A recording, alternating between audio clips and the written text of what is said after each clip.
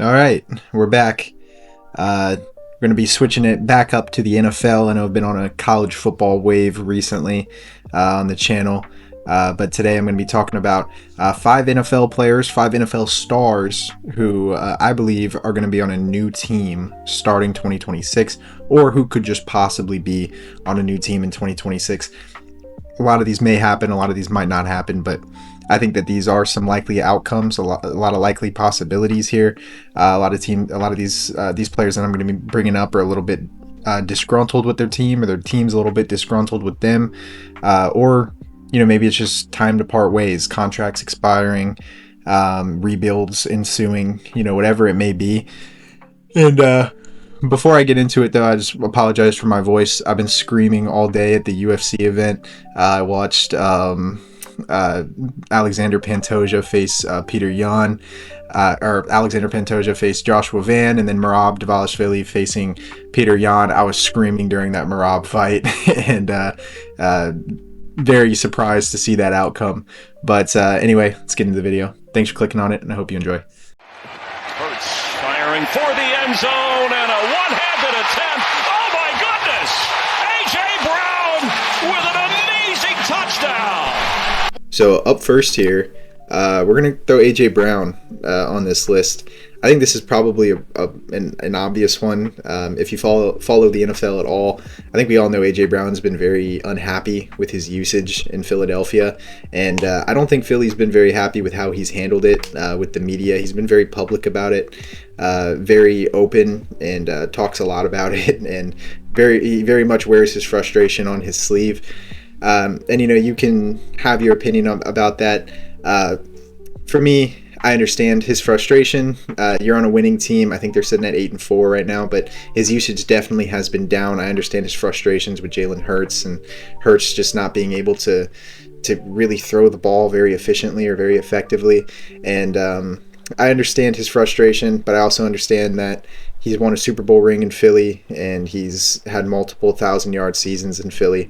But regardless of any of that, of how we feel about it, I do think A.J. Brown will more than likely end up on a new team next season.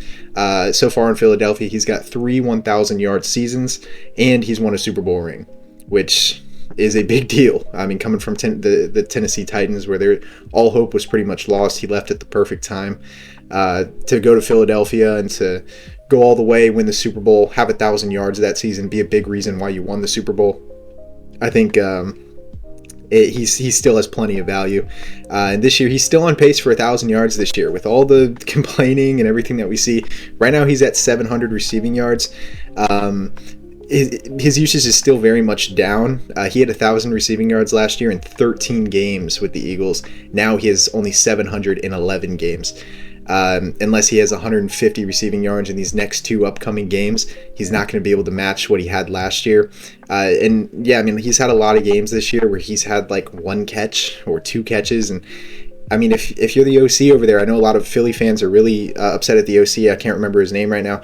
I don't understand why you're not trying to get him the ball. Like, I mean, recently, there have been a couple games where he's had 100-yard receiving games, but he's had a couple games where he has like 2 catches for like 6 yards.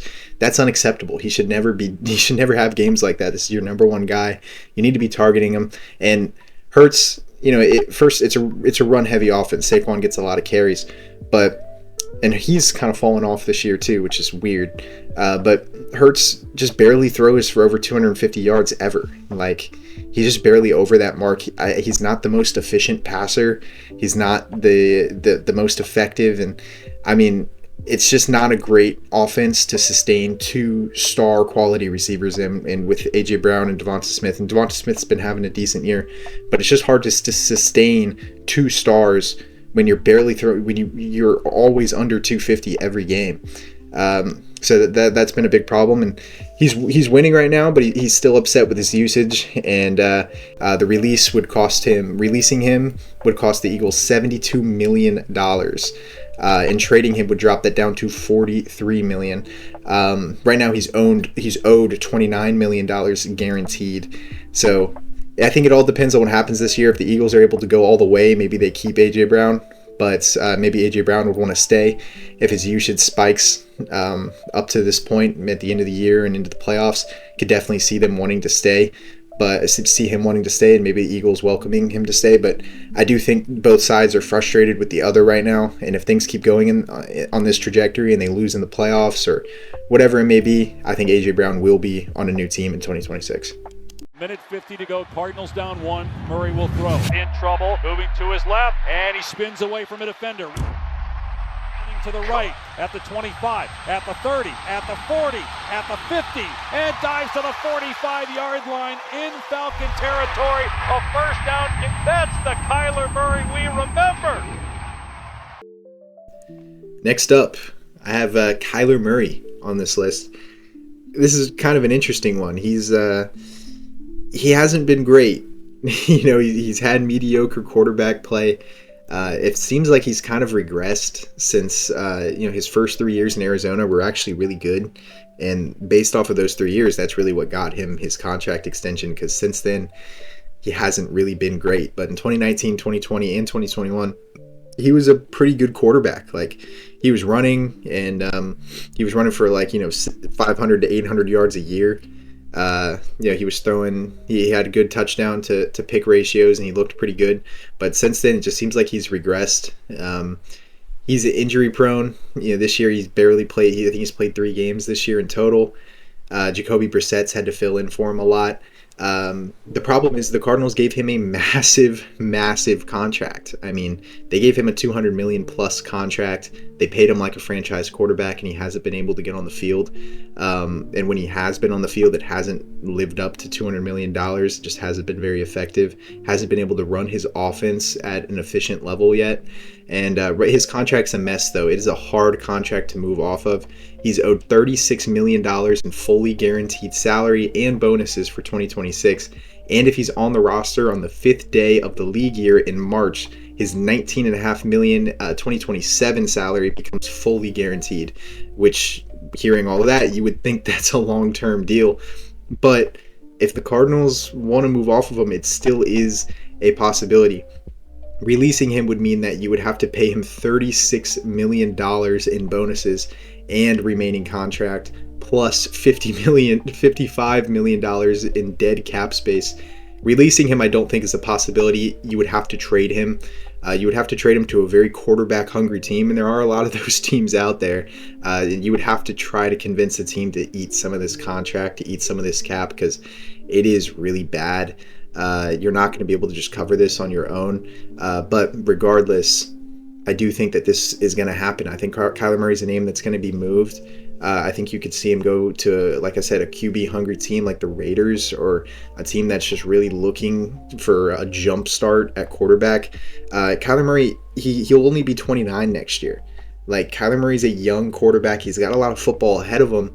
He can still move. He just has to stay on the field, stay healthy, and he was pretty decent last year. So I do see a team taking a chance on him in the offseason, but I do think that the Cardinals are pretty much done with him. Since he's been hurt, Jacoby Brissett has come in, and he's kind of operated the offense at the same kind of level, or maybe even kind of a higher level than Kyler Murray was operating it at.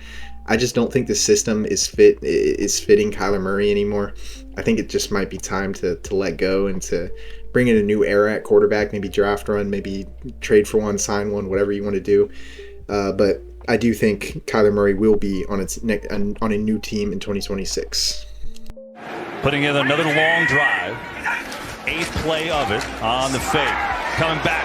Aiyuk's got it with blockers. Aiyuk makes a cut. Looking for the end zone, and he's... Next up here, this one I think is obvious. I can almost guarantee that this happens during the offseason. It's Brandon Aiyuk. He hasn't played all year this year at all. He took a big contract extension over the offseason last year. Just kind of, I understand he tore his ACL last year, but it's been a while now. You would think he might be able to be healthy enough to play, but things just haven't looked good. The 49ers already voided the remaining guarantees on his contract, so I think they're bracing for impact here. They gave him a big deal. It hasn't really worked out. I don't think they really like his attitude too much. They've had some young receiver production with Ricky Pearsall and Jawan Jennings, and You still got George Kittle and Christian McCaffrey. It's just, Aiyuk would be a good piece in that offense, but I just don't think he's worth the money that they gave him. And so, yeah, I mean, it looks like both sides want to move on. And right now, I think the best landing spot for Aiyuk would probably be Washington. He played with Jaden Daniels over there at Arizona State. And before Jaden Daniels transferred to ASU. And he actually I remember watching the game, he threw a game-winning bomb to Brandon Aiyuk. Jaden Daniels did to beat, who was it? They beat Oregon. It was Oregon. They beat I think it was an undefeated Oregon team. And it was a hell of a throw, a hell of a play. Went down in Arizona State history that they were able to do something like that back when the Pac-12 was still alive. And their connection was pretty strong at Arizona State. I think in Washington is in need of a receiver. They already have Deebo Samuel over there too, which I think is funny. You'll be pairing up the 49er duo again. And obviously they have Terry McLaurin. I do think that would be a good landing spot for him, and getting Jaden Daniels another weapon. Releasing or trading him would cost about the same for the Niners. It'd be about $29 million in cap space, or in dead cap. And I mean, it hurts for sure, but it's not like some of these other ones that I've talked about. This is something that definitely could get done. If they trade him to Washington, or if they trade him to another team who needs a receiver, whoever it may be, the Patriots or whoever.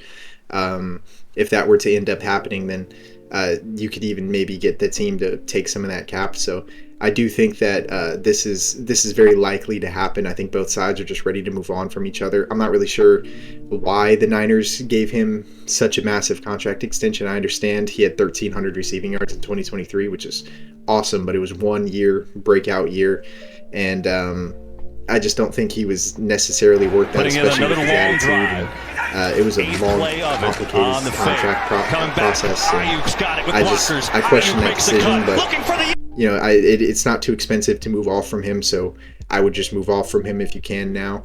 And I can almost guarantee that this one will happen come next year. All right, so next up, I think this one's pretty obvious too. I'm gonna go Trayvon Diggs here. Man, he's an interesting player because he's been really up and down in Dallas. In 2021, he had his breakout year where he had 11 interceptions, took the league by storm. First team All-Pro, led the league in interceptions, made the Pro Bowl. Just looked like one of the dominant corners in the NFL. But now over the last 4 seasons since that year, he only has 6 interceptions in all 4 of those seasons combined.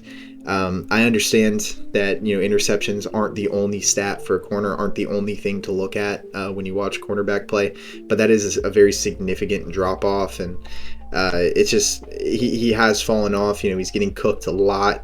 I know Dallas fans. I've seen Dallas fans wanting to trade Trayvon Diggs and wanting to move off from him. And then when he's not really on the field very often. When he is on the field, he hasn't played great, but when he's not really on the field very often, he's hurt a lot. The last time he played 17 games was in 2022. That's 3 years ago now. You got to get on the field. Your best ability is availability, and it's not really his fault, but you can't be paying this much money to a guy who's just never going to touch the field. And he's got a lot of time left on his contract. He's got 3 years, $57 million left on his contract. The lucky thing, the very good thing for Dallas here is that $0 of that is guaranteed to Trayvon Diggs. So it would only cost Dallas $5 million in dead cap if they were to release him. And if they were to trade him, it would cost even less than that. It just looks like it's time to part ways. They took Chavon Revel, I think, in the second or third round. I think the third round. And maybe that sounds a little weird to say, to bring up here, but a little irrelevant. But I really liked Chavon Revel coming out of ECU. He was one of my favorite corners. I thought he was a prototypical corner, great size, great length. I think they could possibly have their Trayvon Diggs replacement in him already. Now, that doesn't mean you shouldn't go out and get a corner. You absolutely should if you move off from him. But I do think you might have something in Revel. And maybe they think that too. I don't know. But I just think it might be time to part ways and to move off from him. I'm sure he'll land somewhere else, but it's a very inexpensive option for Dallas, and there's no point in giving him all this money if he's not going to be able to stay on the field. And even when he is, he's getting torched, and it hasn't looked good for him so far. So I'm sure he'll land somewhere else just fine, but I do think it's time to move on here in Dallas. Pockets collapsing. Wilson's going down. Crosby will be credited with the sack, but he was helped out by a host of his teammates. So the last one here is a bit of a stretch, but I do think that this is a possibility. Maxx Crosby from the Raiders going into the 2026-27 season. I do think it is a likely possibility that he ends up on a new team. I understand the Raiders do not want to trade him, and they've said that at every turn. And even Maxx Crosby says he doesn't want to leave, and that's why this is a bit of a stretch. I understand that he wants to stay there. I understand that the Raiders, as of right now, want him to stay. The reality of the situation, though, is that I think you're not going to win in Vegas. Like, you're just not going to win right now. They need to go through a rebuilding process. I think they're still in that rebuilding process. And it would just come down to maybe the Raiders want to rebuild and get rid of this big contract that they have on the defense. Crosby's only getting older, and you're kind of just wasting his prime away in Vegas. He's one of the most dominant pass rushers in the NFL, but since he's on the Raiders, he just doesn't get that kind of recognition. And I think Crosby might kind of come to his senses at the end of this. And it's not coming to your senses, I guess. I understand having loyalty to the team that drafted you and liking the team, loving the franchise that you're on. But if you want to win, it just isn't going to happen in Vegas right now. I think you've got to move on. You got to get away from them. And if you're the Raiders too, I think you move on from them. You should go into a rebuild and just gather some young guys, get a lot of picks for Crosby, and just try to go fully into a rebuild and really try to build the core of your team, because right now it just isn't working. You've had multiple losing seasons with Maxx Crosby, but right now he's on a 3-year, $106 million contract. Trading him in a rebuild would actually save the Raiders $30 million in guaranteed money too. They would pay no dead cap. They'd pay $5 million in dead cap. In total, they would save $25 million from trading Maxx Crosby right now. And one of them would have to part ways, and it is unlikely, but they are entering a rebuild this year. They've only won 2 games on the year, and I do think that this is something Maxx Crosby should push for. I think it's something the Raiders should do. I think they should trade him to a contender, let him shine somewhere else for a little while, and maybe go win something. I know I'm being kind of harsh on the Raiders right now, but they are sitting at 2-10. It's going to be a long way until the Raiders are competing, and I just think Maxx Crosby's kind of wasting his career away there right now. And like I said, it is unlikely. I know both sides are happy with each other, but I just think it would be the best and the smartest move for both sides at this point. But with all that being said, thank you guys for watching. I appreciate it, and consider subscribing. Have a good one.